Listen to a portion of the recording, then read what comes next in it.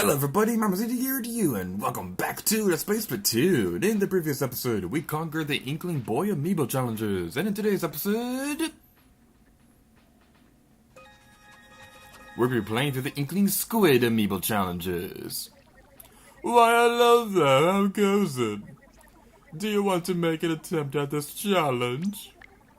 I have a reward to offer for clearing this challenge. Care to make an attempt? I always imagine that the Inkling Squid has like a really ridiculous voice like that. But anyway, in today's episode, we'll be playing through the Inkling Squid amiibo levels. If you've seen the previous two episodes for this Let's Play, you already know the drill. We're going to be speeding through all these levels, and we'll be demonstrating every single one of them, with one exception which we'll be getting into a little bit later in the video.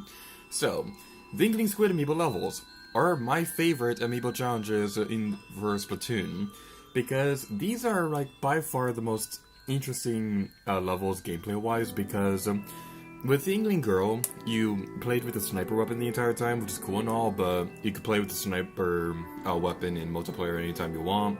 Same thing applies with the roller, how it was cool that you could play with as a roller in Octa Valley, but you can play in online multiplayer anytime you want, so the thing that's really cool about the Inkling Squid is the fact that your squid form becomes a permanent Kraken. This is something you can't do anywhere else in the game. You can have a Kraken as a special weapon in multiplayer to a certain degree, but with this, their Kraken is permanent during these Octa Valley levels. That is just awesome, because the Kraken is by far one of the coolest special weapons in the entire game. And the fact that it never goes away during these levels, it's just really cool. Now, that's not the only difference though. These levels are also timed. You only have a certain amount of time to go through these levels before your face explodes or whatever. I'm not entirely sure what happens if you run out of time. Probably something bad. But that's not all. that's gonna be the right trend for this video. That's not all! But anyway, there's also a couple other things that are going to be pretty interesting with the Inkling Squid levels. It's not just the fact that the Kraken form is permanent. It's not just the fact that these levels are timed. Some of these levels, you only have a certain amount of ink to complete them. Not all of them, fortunately, only a handful of them, but there are a few levels for the Inkling Squid amiibo challenges where you only have a certain amount of ink. If you run out of ink at all throughout it, you are going to lose the challenge and you have to restart all over again. Now, the thing that the game kind of doesn't really explain to you all that well is, when you get to those levels, you don't see it on screen right now, but you'll know what I'm talking about when you see it. But you'll have two ink tanks with you, and actually, you know what? This might actually be one of those levels, come to think of it, because there was an energy tank on the side of it. Okay, this level right here, this is definitely one of those levels I'm talking about. But basically what I'm trying to say is, you see those two ink gauges, those will never refill. So when those run out, it's gone for good, but you will still have the ink gauge that you normally have on your back. I don't think you can refill that either, but you have the two on the side and you have the one on your back. So this game is kind of generous in how much ink it gives you, but you want to be very, very careful how much ink you use in this. The things like this with the cannon, I don't think this will consume your ink. I might just be stupid and thinking otherwise, but the thing is with that is, if you run out of ink, you're going to lose the level, so you want to be careful with that. Try not to fight enemies unless you absolutely have to. Use the minimum amount of ink bullets that are required to go through objectives like those sponges and things like that. We'll see Invisible Avenues a little bit later, and I think that's probably my favorite level for the Inkling amiibo levels. It's not just my favorite Octa Valley level, it's my favorite amiibo level as well. It's just really cool. So yeah, that's basically everything I want to mention about the Inkling Squid amiibo. For those of you who haven't seen the previous episode, or whenever I mentioned this story, something kind of funny is the fact that I didn't even have a Inkling Squid amiibo prior to starting this Let's Play, because I had an Inkling Girl amiibo first, and then I had the Boy Inkling. The Boy Inkling amiibo I got as a giveaway prize from the James Rolls. I talked about that story a couple of videos ago, but the thing with Inkling Squid is I didn't even get that amiibo until after I'd already started the Let's Play, so it was kind of stressful to go through these levels and record everything. So this is probably like one of the most stressful things that I had to do, because it takes a long time to record all this. It took like I think it took like an hour to get all the footage for the Inkling Squid amiibo levels alone.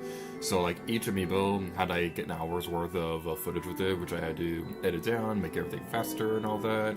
So yeah, it was a bit of a stressful time to record all the Inkling Squid amiibo levels because I basically had to do it all in one sitting. So, like I said earlier, the Invisible Avenue level, this is probably my favorite amiibo level in the entire game, but it's also probably the most difficult one by a long shot, because the fact that you have to use your ink to see where you're going. You don't need to cover in ink to be able to walk on it. If you know exactly where everything is, theoretically you don't even need to spray ink on it, but it's just a lot safer to spray ink on it anyway, because it's just a lot safer. And right here, this right here is the reason why these are my favorite amiibo levels, because not just because these levels are a lot different from the Inkling Girl and Boy amiibo levels, but you're Kraken, you are invincible from the flutters when you have the Kraken equipped. You can ride straight through a flutter and not have to worry about anything. It is such a beautiful sight. It's kind of like how in Pikmin, we had, like, the undying fear of not the water wraiths, the Wallywogs for, like, years. And then the rock Pikmin came along, and then we can murder all the rock Pikmin and go, not the rock Pikmin, we can murder all the Wallywogs and code blood, and it was such a pretty sight. Same thing applies for here, except we can't exactly kill the flutters, but the flutters are no longer a problem for us. We can go through here, and it's just a beautiful sight. And I'm just rambling on and on right now because, like, it still blows my mind that we're invincible against flutters, because that's just so cool. Alright then, so that's basically everything that I wanted to mention about the Inkling Squid amiibos levels themselves. But there is one more thing that I want to talk about, and that's your incentive to play through these levels.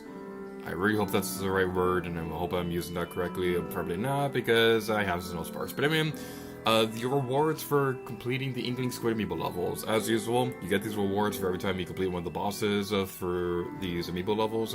So, the Mighty Octostomp will give you the Power Mask, the Dreaded Octonozzle will give you the Power Armor, the Rampaging Octoworld will give you the Power Boots, the Ravenous Octomaw will give you the Squid Beats minigame, which I demonstrated during the Inkopolis level video thing.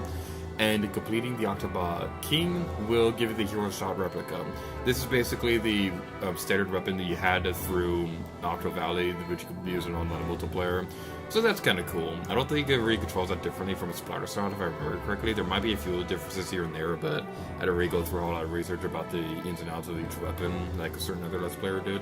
I'll talk more about that when we get into the Bleed Out Base episode, but that's basically everything I wanted to mention about the amiibo levels themselves. So, going through these amiibo levels, they're pretty cool. And if you keep hearing squeaking in the background, my chair is, if you, my longtime viewers would know that my chair is kind of squeaky, and so if you hear those noises in the background, that's the explanation why. But going back to amiibos, it is very well worth it to get these amiibos, because not only do you get additional gamepad minigames, but you also get some new things with armor and weapons for the online multiplayer. So even if you're not that big into the single player campaign, it's still very well worth it to go through these levels to get those rewards anyway, because it's just really fun to go through these levels. So, we still have a little bit more time in this video, so I guess one more thing that I could mention is the fact that the alternate colors for the Inkling amiibos is the fact, something kind of cool about that is the fact that the weapons that they carry are actually different from the regular weapons for the standard version of those amiibos. I don't remember off the top of my head which weapon they carry.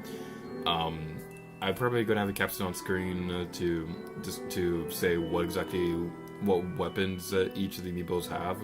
But basically, the Inkling Girl amiibo has a different weapon from her alternate color. So I think that's just really cool that they didn't go through that much detail. And speaking of amiibos, something really cool is the fact that I really like how Splatoon 2 is going to be handling their amiibo support. Because for those of you who don't know, how Splatoon 2 is going to be using amiibos is the fact that you can save outfits onto your amiibo. So if you go over to a friend's house, you can have your favorite piece of armor with you, even if they don't have it unlocked. So that's just a really cool thing that I'm really looking forward to with Splatoon 2. But enough about Splatoon 2, because we're playing through the original game. And we're almost done with this video. One thing I'd like to mention real quick is what we'll be doing in the next episode. I've already said before that we're not going to be taking care of the Enter the Octobot King in this video. We didn't take care of that in the previous 2 episodes as well. And the reason for that is because we're going to be going through all 3 of those versions of that level in the next episode. So, the next episode will be the Amiibo finale. Although we will still talk about the Squid Sister amiibos a little bit later in the Let's Play. We're not going to be taking care of that for a little while. I thought about including them in the amiibo finale, but all the stuff that we'll be doing in that video, aside from the Squid Sister amiibos, I think it justifies making the Squid Sister amiibos kind of its own thing, because we're already going to be taking care of a lot of stuff in the next episode anyway. So. That's the reason why I'm not really going on my way to demonstrate the Squid Sister amiibos in the next episode. But I promise, we will take care of that eventually.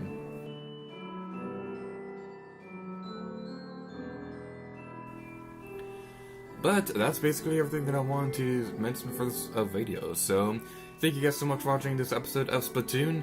In the next episode, we'll be taking care of the last of the amiibo levels, aside from what we could see through the Squid Sister amiibos. So, thank you guys so much for watching this video, and until next time, take care to you. Oh yeah.